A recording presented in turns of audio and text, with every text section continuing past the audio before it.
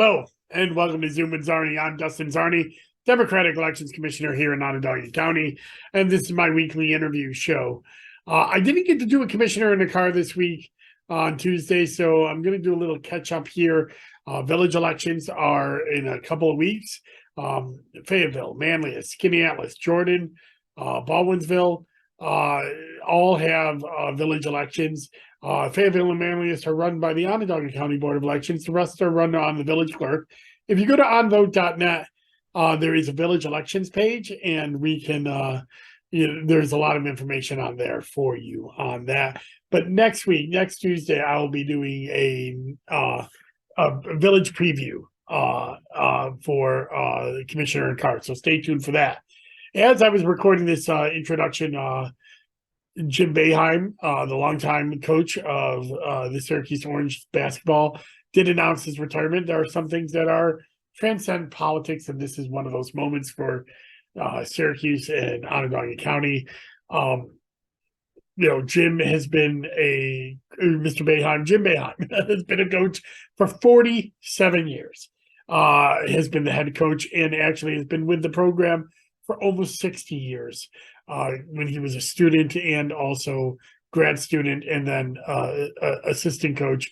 He's been in a tremendous staple in our community, and has 1,000 wins despite what the NCAA says, and he has earned his place amongst the greats that have ever come out of our community. So I want to say thank you, Jim Boeheim, for your service. Thank you for those of us who, I'm 50 years old, you've been the coach as much as almost all of my life of our home basketball team, and you brought such joy to this community when we won that national championship, but also just fielding some incredible teams over the last 47 years. So thank you very much. My interview this week is with Joanna Zdanys. She is with the Brennan Center, which is a incredible advocacy group, a group that I have, even before I became elections commissioner, I very much looked up to this group as one of the best groups out there. And in fact, if you may have read any of the testimony that I've given over the last couple of years, I cite their studies a lot, especially when it goes on voter ID, when people are talking about that. They're the definitive source for some of these studies. She has a great interview lined up where we talk a lot about the public campaign finance system that is coming on board. It's been a big thing with the advocates this year, so I'm really glad to have her on the program. So I'm not going to delay any longer. I want to get to the interview. So please welcome back to the program, Joanna Zdanys. She is with the Brennan Center of Law, and I'm happy to have her on. Enjoy.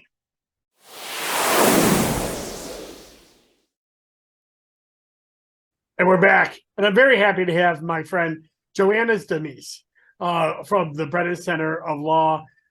She came on last year, and she's always in the Brennan Center is an incredible advocacy group for democracy, not just here in New York State, but in all throughout the United States. One of my documents one of my organizations that I've always gone to pretty much my entire political career to get advice. So I'm very happy to have you on, Joanna. Thank you very much for coming on Zoom with Czarny. Yeah, thanks so much for having me. It's great to be back. So, Joanna, for people who may not know what the Brennan Center is, why don't you tell us a little bit about the Brennan Center and what you do for Brennan Center? Absolutely. So the Brennan Center is a nonpartisan, nonprofit law and policy institute affiliated with New York University School of Law, and we work on developing and advocating for policies that make American democracy work better. We work on public policy development. We're part think tank. When necessary, we get involved in litigation, in the courts to defend the laws that help shore up American democracy and justice. And we are also part communications hub, really getting out research and ideas to the public at large at a time where I think Americans are really increasingly interested in learning more about how our democracy functions and its health and how to make it work better. So I am an attorney at the Brennan Center. I work in our elections and government program, and my work focuses a lot on issues of money in politics and election administration, election security. That's what the elections and government program really focuses on. And my docket of work is especially focused on New York's democracy. And so I do a great deal of work on campaign finance reform here in New York State, as well as voting rights and election administration as well. Great. And we were supposed to testify together on a panel a few weeks ago, but you did get COVID, and but your colleague stepped in for you, and Brennan Center had a focus on the budget talks about the new public campaign donor system and the public finance system. And what, a lot of people don't understand, because this is brand new to New York. It's just starting up for the next gubernatorial and state senate and assembly cycles. So tell us a little bit about this, and why did Brennan Center spend so much time talking about this at the budget hearing? Yeah, we are really excited at the Brennan Center about the state's new small donor public campaign financing program. It just launched on November 9th of last year, the day after Election Day. So it is now up and running and available to candidates, as you said, who are running for state legislature in 2024 and for statewide offices in 2026. And it is modeled after longstanding programs like New York City's Small Donor Public Financing Program, which has been in effect for more than 30 years at this point, and is one of the best models for reforming the role of wealth in our politics. The way it works is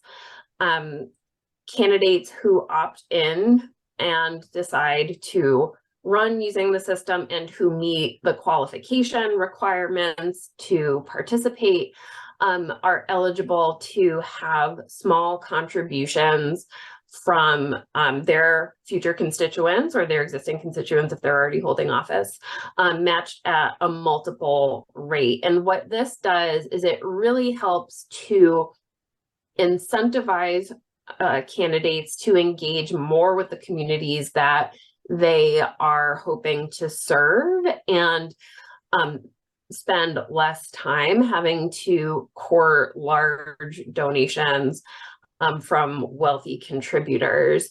As I said, this is something that has become really part of the culture of running for office in New York City and other places that have small donor public financing options. And we're really excited about the New York State model for a number of reasons. The Brennan Center has long been working on this model, looking at, what aspects make the policy work best, how it should be implemented, working on this across the country, and along with other partner organizations. I know you've spoken already. You had Citizen Action on a couple of weeks ago. They are core members, along with the Brennan Center and many others, of the Fair Elections for New York Coalition, which had been working together for many years to help bring this policy to New York.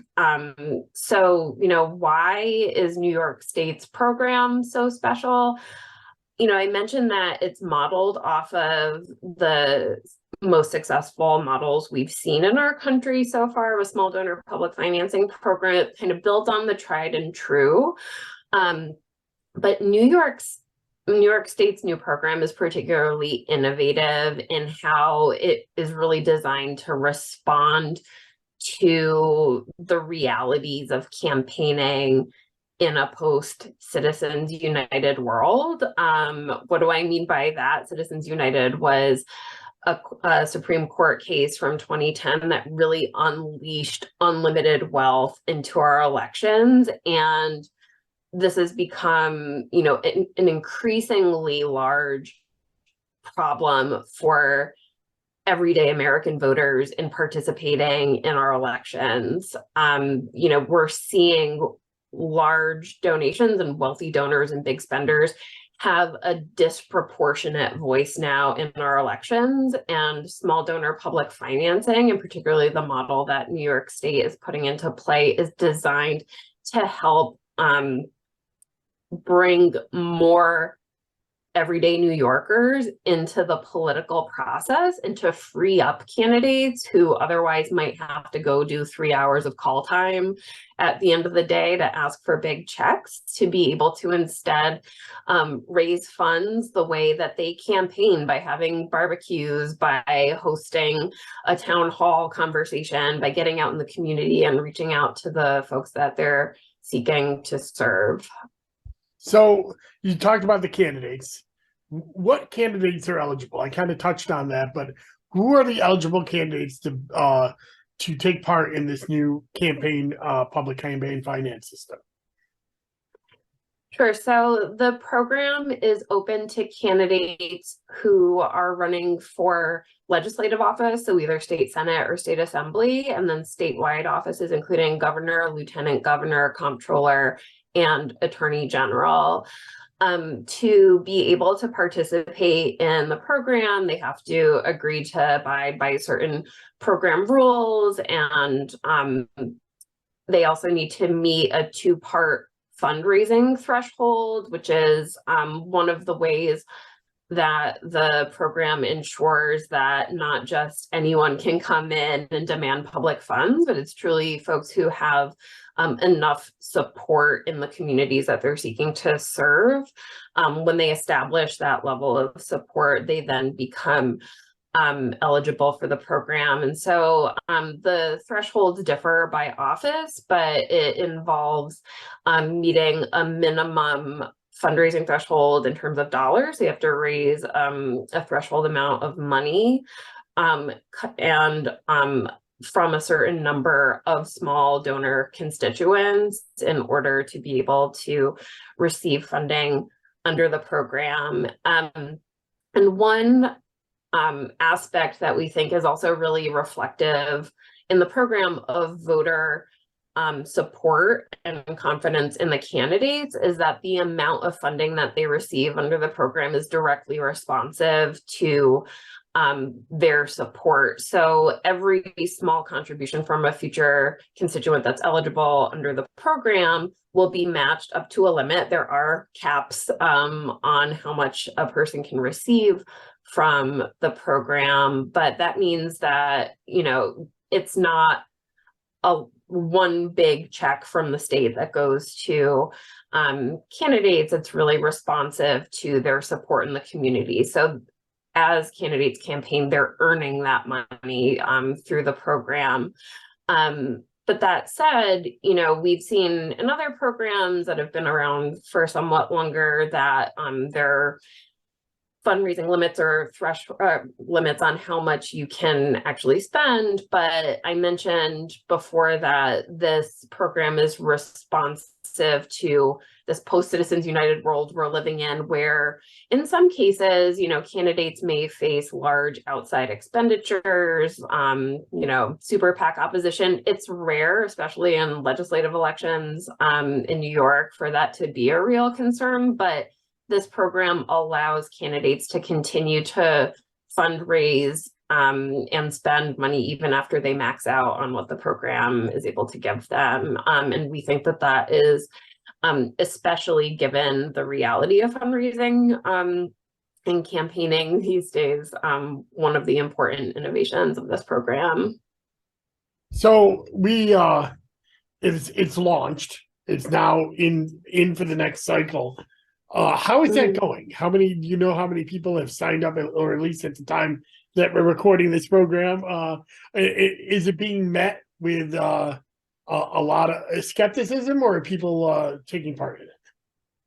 We're really encouraged to see the level of participation so far. It is only February, right after the election year, so a lot of campaigns are understandably closing out the books on the previous election cycle and kind of, dusting themselves off and getting ready for the next one. But we are seeing, candidates running for Senate, running for Assembly, and Comptroller Tom DiNapoli was actually the first statewide candidate to opt in to the program. At this point, most of the participants are sitting office holders, members of the Senate and the Assembly, and Comptroller DiNapoli as well. But we will look forward to seeing greater participation from their colleagues and others across the state as it ticks up. So the Brennan Center did an analysis with Open Secrets, and I'll put the link in the show notes. But can you touch on that analysis? How is this program going to be able to transform the role of small donors in politics?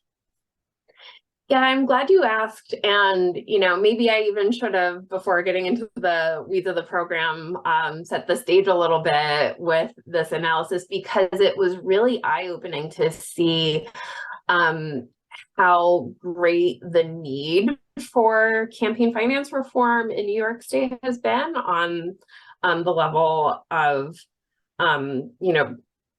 needing the reform that we're talking about, and how much small donor public financing in the form that the state has now launched really stands to transform the status quo. I'm sure it's no surprise to the viewers of this podcast that our politics, when it comes to the amount of money flowing into our political system, is very out of whack. And this has increasingly been the case over the last decade and change, since the Citizens United decision came down. And this analysis that the Brennan Center and Open Secrets put out together just a few weeks ago really showed how much campaign financing in New York is just dominated by big money. Last year, the 200 biggest donors to candidates in New York's 2022 election cycle, those 200 biggest donors gave almost $16 million combined, and that was more than all 206,000 of the state's small donors of $250 or less put together. And so when we see that just 200 people had such an outsized role in our elections, it really tells us something about the health of our democracy. When you have, not just thousands, but hundreds of thousands of voters whose voices are being overshadowed by such a small number of people. And, this problem mirrors a national problem in money and politics. It mirrors this broader trend. The 2022 midterms were the most expensive in our nation's history. They just absolutely blew previous records out of the water. The price tag and all was on the level of about $16.7 billion.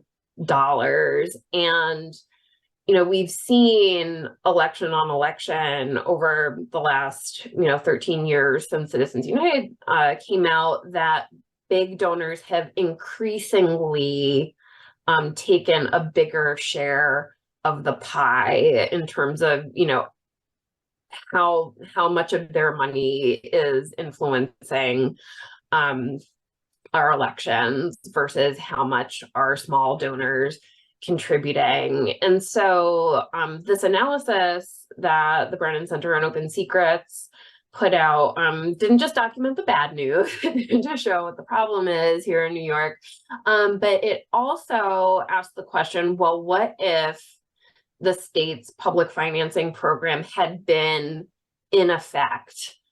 So it modeled the 2022 elections data, fundraising data from New York's 2022 cycle, to see what the share of the pie would have looked like. What would the overall share of campaign spending by small donors have looked like? How would that have changed compared to the status quo? And it was really remarkable to see how this program can truly flip campaign financing on its head and transform it from a system where most of the funding comes from big donors and special interests into one where the greatest share comes from small donor constituents, which is really more of what a representative democracy is supposed to look like. And so just to give you a sense of what some of those findings looked like,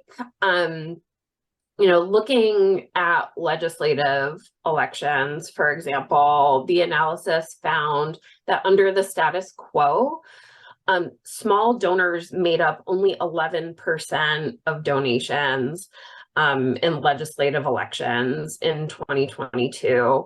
But if the small donor public financing program had been in place, the influence of small donors would have increased sixfold, actually more than sixfold. So they would have gone from being only 11% of donations in legislative elections to 67%. So they would have gone from being among the minority to the majority, to the most important source of campaign contributions. And this is really significant when we look at where fundraising is coming from now. Most money in the 2022 cycle came from large donors giving $1,000 or more, and entities, including PACs and corporations, which altogether under the status quo had provided 69% of candidate funds. And so just imagine under this new program, with the option of public financing, candidates would have the ability to say, you know what, I don't need to feel the pressure to do that call time for large checks or hold those big ticket fundraisers, because just getting out in the community and engaging with my constituents is giving me the opportunity to power my campaign. And so we're really excited by what this analysis found, and you can look on the links that you're going to share with your viewers. But we think that really just goes to show not just the importance to campaigns that this program, obviously it's a fantastic resource for candidates to run their campaigns powered by constituents. And the analysis found that, candidates can be competitive under this program, even if, I don't know if I mentioned exactly before, but, this is a program under which small contributions of just $250 or less are matched. They have to come from a future constituent to be matched, but the program provides a really innovative, progressively tiered match for legislative candidates, so that the first $50 of your campaign contribution from a constituent are matched at the greatest rate, and it goes down as the funding gets bigger. But that means that there's an ability to run a competitive race powered by even those smallest constituent donations. And the other thing that's just so exciting about that is looking at the transformative nature that this program will have on a landscape where so many, everyday voters who are too often, not just in New York, but across the country, feel kind of left out of the political system, then get more skin in the game and have, a greater opportunity to have their voices heard. And I'll just say, you know, zooming out a little bit from what this means for New York, and this means, you know, as I've just illustrated, really tremendous progress for our state. You know, this is something that folks are excited about across the country because more and more Americans are just becoming fed up with the role of wealth in politics and the imbalance that we're seeing. And this has gone from being kind of a wonky niche issue to something that's really at the top of folks' minds. You know, recent polling shows that reforming the role of wealth in politics is now a top policy priority for Americans across the political spectrum, across demographics of race and age. And so this is coming at a time, this program is launching at a time where Americans are hungry for solutions in addressing that influence imbalance. And the analysis that the Brennan Center and Open Secrets did, I think, shows how promising this model that New York has implemented you know, stands to be transformative in New York and also provide a model for reform that can be replicated across the country. And that's really exciting. So we were testifying together, your organization and me were testifying together a few weeks ago at a budget hearing. And if I remember right, your colleague said that the administrative costs were covered in the governor's budget. And the time we're recording this, the one House budgets haven't come out from the Senate or Assembly yet, but you're asking for the Senate and Assembly to cover additional funds. And why is that so important to be done in this year's budget as opposed to next year's budget when some of these funds might be distributed? That's a great question. So yeah, just to break it down, there are two components of the program that the executive budget proposal addresses. I'll start maybe by pulling back and saying, you know, the Public Campaign Finance Board is the administrative agency that is going to be overseeing the program, already is, and they requested $114.5 million for the coming budget. That includes $14.5 million for administrative costs, which include, you know, hiring additional staff to aid campaigns through the process of participating in the program, overseeing compliance with the law, and building out important technology software that's going to aid participation in the program and also provide the public information with how the program runs and give voters the information that they need and deserve. So those are the administrative costs. And separate from that, the agency requested $100 million in matching funds for future matching funds that are going to be paid out of the program. The executive budget met the full request of $14.5 million for the administrative costs and provided $25 million for matching funds. We think that this is a start, but we would urge the legislature, as both houses issue their one house budgets and as final negotiations take place with the governor as well, for there to be a stronger commitment for matching funds. It's important now because the program is live. Campaigns are planning their strategies around it as well as folks continue to opt into the program. And it's really important to show the public, not just New Yorkers, but, you know, the entire nation that's watching as folks are hungry for solutions on money and politics reform, that this is something that our leaders are really serious about. And so, you know, it's true that the majority of campaign funds are going to be paid out next year. But of course, you know, the law also contemplates that this program is going to be available for special elections, which might happen before the next fiscal year starts. And so I think ensuring that the funds are there and available are important for practical reasons, including, that they may need to be available sooner, but also because it's important for folks to know that our state is really serious in its commitment to bringing this reform to bear for the voters of New York.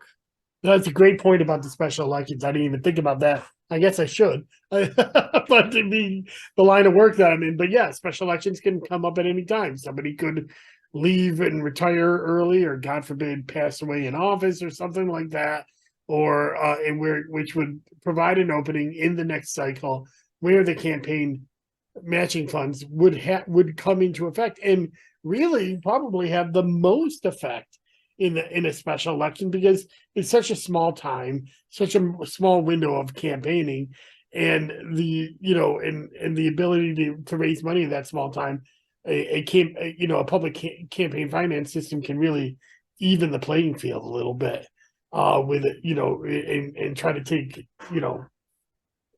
special money out of the race where it's a low turnout race. So that's a great point. I hadn't even thought about that. I'm definitely going to steal that line from you and use it. But so what else is Brennan Center looking for, either in the budget or this legislative session? Because you're always very active in electoral reform, and have been a great partner in advocating for a lot of the reforms that we've had over the last few years. But what are some things that Brennan Center is eyeing this legislative session? Absolutely. So, as we've been talking about, public campaign financing is certainly a major priority, not just for the Brennan Center, but for our partners as well. And I will say, the Brennan Center was just one of 102 organizations that joined together last month in a coalition letter to our state's leaders about important democracy priorities in this year's budget and the coming session. That included a call for funding for public campaign financing, and also for supporting important voting and election administration reforms. One truly historic and important reform that came to be enacted this last year was the John R. Lewis Voting Rights Act of New York, which is just a tremendous achievement for our state. It's the most important law to combat race-based voter suppression that we've seen in any state. And now that the law has been enacted, it needs funding to be enforced. And so we and our partners are calling on the governor and legislative leaders to make sure that the final budget includes $5 million for the John R. Lewis Voting Rights Act. That includes $2.6 million for enforcement of the law, as well as $2.4 million to support the New York Voting and Elections Database and Institute, which is it's a very crucial component, we believe, to support the enforcement of the NYVRA, but also to assist with election administration generally. I'm sure you could, tell us a lot, Dustin, about the importance of data collection and using it in ensuring that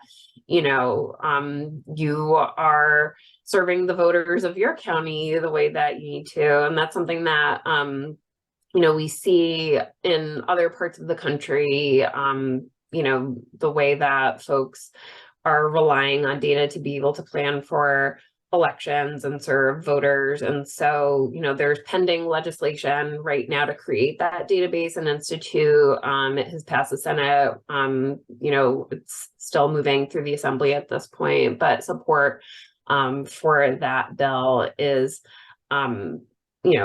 going to be a very important component to continuing to ensure that our state is making progress on protecting and safeguarding democracy.